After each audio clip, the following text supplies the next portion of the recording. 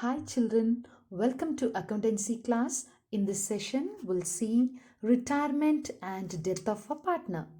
When a partner leaves from a partnership firm, it is known as retirement. Or when a partner leaves from a partnership firm, the partner may be called as outgoing partner.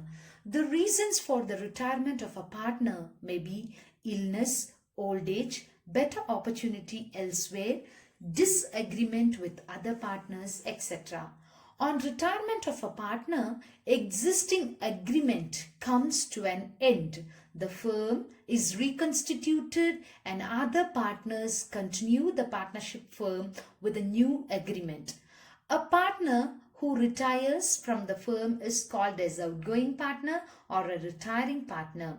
Under Section 32 of 1 of the Indian Partnership Act 1932 states that a partner may retire from the firm with the consent of all other partners in accordance with an express agreement by the partners, or where the partnership is at will, by giving notice in writing to all other partners of his intention to retire. So, if the retiring partner is not willing to take part in a partnership firm, then with the consent of all other partners, he can retire from the firm.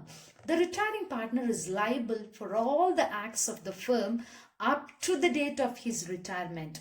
It is necessary for the retiring partner to give a public notice for his retirement from the firm to get relieved from the liabilities to the third parties for the acts of the firm after the retirement. So if anything happens after his retirement, then he is not liable for the acts of the firm.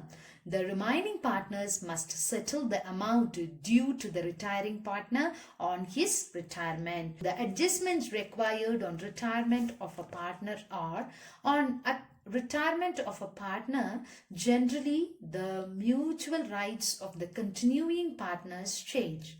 The retiring partner is liable for all the acts which are carried out by the firm until the date of his retirement from the firm.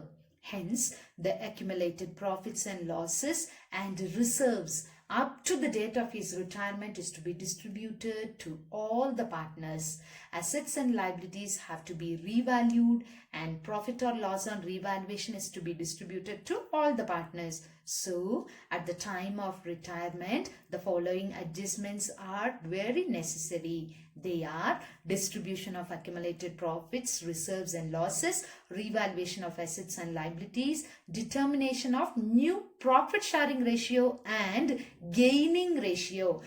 Sacrificing ratio in case of admission, whereas gaining ratio in case of retirement.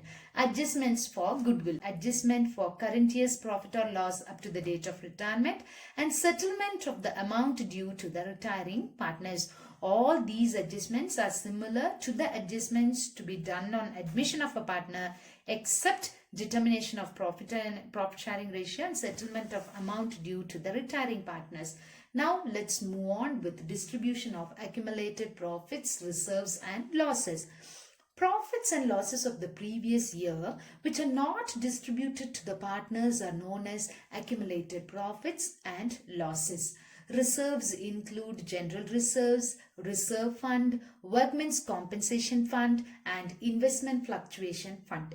As the accumulated profits and losses belong to all the partners, these should be distributed to all the partners in the old profit sharing ratio. In case of workmen's compensation fund, the excess amount after providing for anticipated claim is to be transferred. The journal entries to be passed are for transferring the accumulated profits and reserves. You write date, particulars, LF, debit rupees and credit rupees as how we write for a journal, and the profit items are to be debited, whereas the partner's capital account or current account will be credited with. So our accumulated profits and reserves transferring entry will be profit and loss appropriation account debit, general reserves account debit, reserve fund account debit, workmen's compensation fund account debit, investment fluctuation fund account debit, to all partners' capital or current account in the old ratio. For transferring the accumulated loss, all partners' capital or current account will be debited to profit and loss account in the old ratio. If you use fixed capital method, then partners' current account is to be used. If it is fluctuating capital method, then partners' capital account will be used. Illustration 1. Vivin, Hari and Joy are partners sharing profits and losses in the ratio of 3:2:1. So their ratios are 3:2:1. On 31/3/2017, Hari retired. So the second partner retires. On the date of retirement, the books of the firm showed a general reserve of rupees 60,000. General reserves are always profit items because those are reserve funds. So there is no losses in reserves. So here general reserves account will be debited, whereas all the partners' name will be credited with. In case of admission of a partner, there we distribute the general reserves only to the old partners, whereas we will not give it to the incoming partner. But in case of retirement, it has to be distributed to all the old partners in their old profit sharing ratio. Now the amount is 60,000 and their ratio is 3:2:1, which can be written as 3/6, 2/6 and 1/6. So the journal entry is journal entry, date, particulars, LF, debit rupees, credit rupees. The date given here is 31/3/2017. So write it as 2017 March 31st.